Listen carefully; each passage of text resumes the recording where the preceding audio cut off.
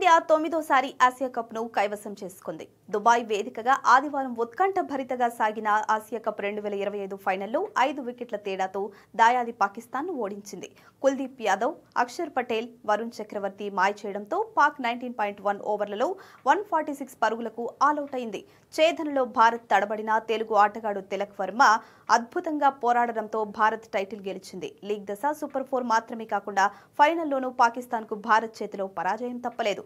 Final match ముగిశాక మైదానంలో high drama చోటు చేసుకుంది. పహల్గాం ఉగ్రదాడి నేపథ్యంలోనే పాకిస్తాన్కు చెందిన వ్యక్తి చేతుల మీదుగా ఆసియా కప్ 2025 ట్రోఫీని తీసుకునేందుకు భారత్ ప్లేయర్స్ నిరాకరించారు. టీమిండియా ప్లేయర్స్ అందరూ మైదానంలో పడుకుని తమ ఫోన్స్ చూసుకున్నారు.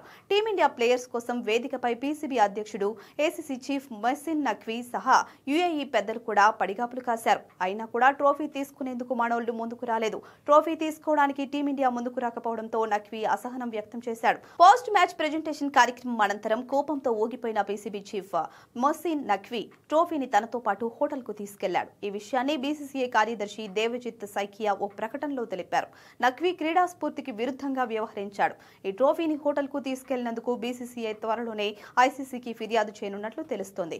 నఖ్వీ ట్రోఫీని తీసుకెళ్తున్న ఫోటోస్, వీడియోస్ సోషల్ మీడియాలో వైరల్ అయ్యాయి. ట్రోఫీతో పీసీబీ చీఫ్ పరార్, మొహసిన్ నఖ్వీకి సిగ్గులేదు అంటూ ఫ్యాన్స్ కమెంట్స్ చేస్తున్నారు.